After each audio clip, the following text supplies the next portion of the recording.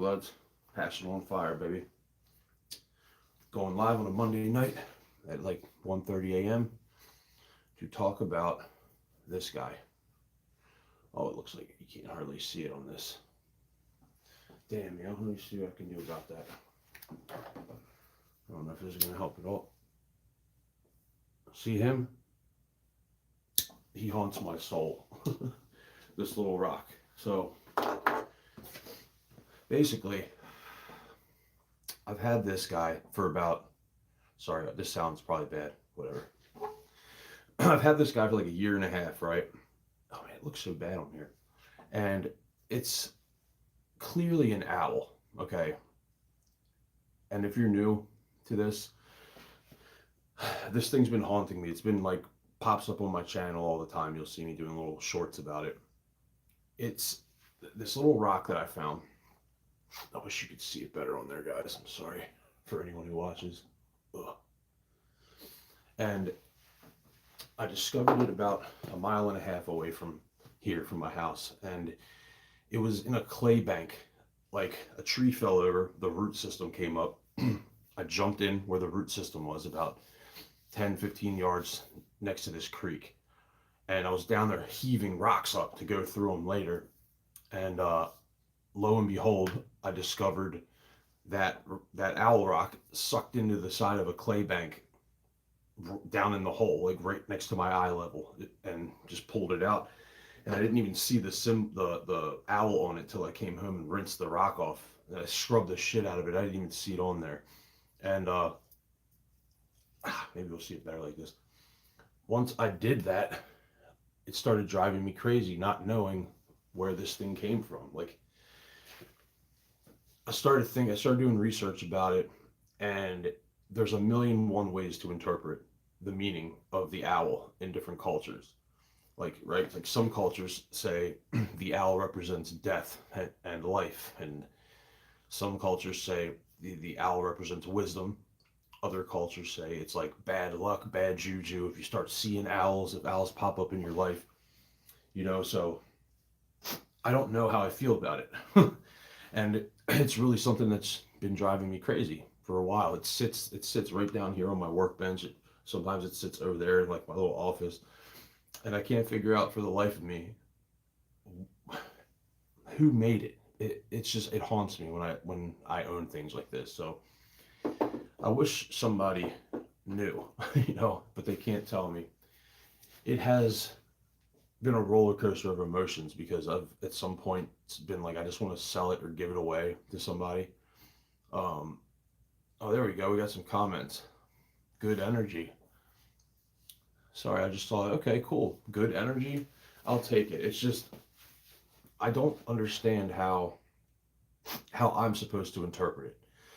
Because like you're telling me good energy and I want to believe that, but it's like I always come back to this central theme of how do I know where it came, like how do I know that line of thought is the right way? Like, should I just interpret how my life has been going and then base it on since I've had it? Because if I do that, it's probably a curse, to be honest with you.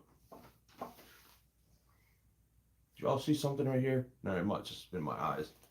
I don't know. But I don't know. Like, I've been wrongfully imprisoned since then. Like, I've had some pretty low spots in life. Like, but we all do. But I mean, I've had some ups too. So I don't know. Maybe it's just the ebb and flow of life fucking with me. But what's it say? Perception versus reality. Perception versus reality. Okay, fair enough. I just in this area where I live next to this creek, there's a river called the Susquehanna River. It's this giant river that dumps into the top of the Chesapeake Bay. And if you're not from the East Coast, cat, shut up. The Chesapeake Bay is the giant body of water on the East Coast that you see. Like, you have to know what it is. I love the Chesapeake Bay because I get blue crabs out of there, rockfish. It's awesome. It's a big part of my life. But the Susquehannock Indians used to live at the top of that river, and I live like about 20 miles to the west of it, on the top, where a creek flowed into that river, and the Susquehannocks were here, the Iroquois were here, and I'm trying to just grapple with, is it Native American made? Like, I'm assuming it has to be, right? It's old as fuck. But the way that it's like a, I guess you would call it a pictograph. But I've put it under a microscope, right, and looked at it real hard. It's not paint, like it's not painted. It almost looks like someone took a fucking pencil and traced it on there. But it's not that. Like, it's been scrubbed, and like it almost looks like it's been crystallized. Like, if I look at it under through a jeweler's loupe, it looks like little crystals make up the white parts of the eyes. It's fucking wild, man. But I've taken a bit of yeah, probably Native American melt and melt. Sorry, I didn't see that. I don't know why. Okay, hold on. Let me see if I can do this real quick. Live chat. So yeah, yeah. Okay, there we go. Guess Native American. Sorry, dude. There's a guy in Arizona. Let's hear it. Keep it coming, buddy. Because I didn't think anyone would be on here. I was just gonna pop this up. He took a flat screen TV. Let's hear it. This sure will be entertaining. You guys know about Burlwood? Took this. Oh yeah. The death ray where he's out there with this giant like thing, and he focuses the sunbeam on shit and melts fucking rocks. Yeah, dude, that guy's crazy, man. Yeah, he took like a boulder or like a rock this big, like a sedimentary rock, and just set it under this fucking thing, and it exploded. Take the screen off of me. Yeah, dude, it's fucking wild, isn't it? Dude, yeah, I love that. I've seen that so many times. It's not even funny, man. Like, my mind starts racing. Then I start thinking of all the shit I want to put under that underneath that thing. The thing's wild as hell, man. I thought I was like one of the only people that ever saw that. That's cool. I guess his channel is pretty big though. But yeah, man, I think another reason I wanted to pop this up real quick was because when I initially made this channel, the whole purpose of the channel was to like kind of document me rock hounding and shit. And I did that at first, and I got like 1,000 subscribers from that. And then I like deviated from the course, man. Like I started like just I don't know. I never took the YouTube thing seriously, but I'm starting to think that I don't know. I'm getting up around 3,500 subscribers, and it's like half of them have come from like the rock hounding thing, and the other half have come from like me just making goofy, funny shit on the shorts, or trying to be funny anyway. So I don't know. I haven't been taking this seriously, and I also haven't been rock hounding in a while, and it correlates to my like owl rock here because I feel like I started making this another reason because I felt like it was bringing me bad luck for a minute, and I haven't been. I've been outside, but I haven't specifically gone rock hounding. I haven't been to the creek or any of the other spots up here that I like to go to, and it's fucking with my soul, man. It's like it makes me feel I don't know, like empty inside a little bit. So I'm trying to be real, just keep it real, like follow my soul kind of thing, and not have specific. Sometimes the best goal to have, I think, is to not have any goals, to just be and live and go with the flow. I mean, you should have some general overarching goals that are established in your life, but outside of that, like sometimes just let the goal be to not have goals at the moment. Just flow with shit. And I'm kind of in a flow with shit moment in my life right now. Thanks, dude. I will keep posting. Be free, yeah. Exactly. That's it. Those are the two words I was looking for. Be free, man. Not like live it. Don't get caught up in the shit. And this is why I can't do lives too often because I've I call it you call it ADHD, whatever you want to call it. That's what my doctors call it. Everyone has it, I guess, to an extent, but I fucking just my mind. I kind of need to purge my mind a little bit. So Yeah, the highs and low tides of life, exactly. Well, I feel like I'm on a slack tide right now, so the water's not moving anywhere. And I'm just kind of like, well, I'm gonna do my thing. But just some random thoughts I've had lately are like, I think I've shed my ego to the point where things that should bother me aren't bothering me anymore, and and I need to like maybe re up on my ego a little bit. We have similar issues. Cool. Well, not cool, but good that someone else is out there that that gets it. I I cling to this rock hounding thing because it gives me a sense of like it gives me a deep sense of wholeness, like being one. It completes me in the gayest way you can say it. It really completes my soul when my hands are in the mud and I think what it is we carry so many issues with us throughout the day. We have these little fucking anxiety boxes in our pocket all the time. Anyone can get a hold of us at any given time for any fucking reason about any subject. That's a lot to carry around. Not to mention like the stress that's in your pocket all the time. And so when I'm rock counting, I leave all that behind and I connect with like, man, Native American life. If you could get up to the point where you had some teepees and you had some food stocked away and you were warm, man, life might not have been so bad to be a Native American. You know, if Maslow just chopped the top of his hierarchy off and you just had to fuck the self actualization part, you just kind of lived. You were warm, you had food, you could sleep, get up, do whatever. Like you know, maybe just call it self chill because life was so much simpler back then. And I'm 38 years old and I'm a fucking adult and I'm realizing now at this age like how much I used I'm clinging to like my childhood memories just in nostalgic moments that occur in my life. I don't know, but we're all going on this ball through the universe together, man, and it's fucking wild. Yeah, yeah, real white way. Yeah, I don't know why the chat keeps showing it for a second and then it goes away. Hide all it. Some messages. All of them are visible. I want to see all of them. There you go. Okay. Yeah. There was there was a real right way. Yeah, man. Fuck yeah, dude. I agree. You know, another thing I learned about the older I get is like when you were a little younger, you would look up to people 10, 15 years, 20 years older than you and think, man, they're on this whole different echelon, this different level of thinking. And when I get there, I'm going to be like them or I'll have that perspective. But what really happens is once you're like 18 or 19, you change a lot as you get older, but your mind stays the same for the most part. And your perspective does not change unless you force change upon it. So, like, those people that are 20, 30 years older than you, they don't know anything more than you do outside of some core wisdom values, maybe that, like, that simply they gained from time, that simply time put onto them. But as far as like how they see things, it's the same. Like you're not going to be any different in 20 fucking years from now.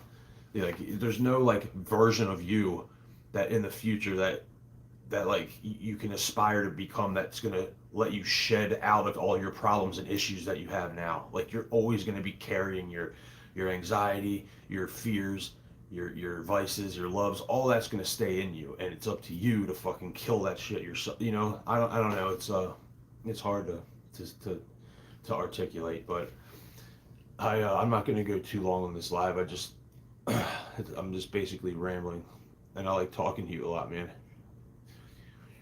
Yeah, Peyton, psilocybin. Oh yeah. Well, that's I was gonna get into that, man. Life is. Oh yeah, life is absolutely fucking full of opportunities, man. Like people that are bitching about like I can't get a job or like, dude, you can literally go anywhere in any field right now and get a job. And if you want to, you can crush it to work your way up and get into management wherever you want to go.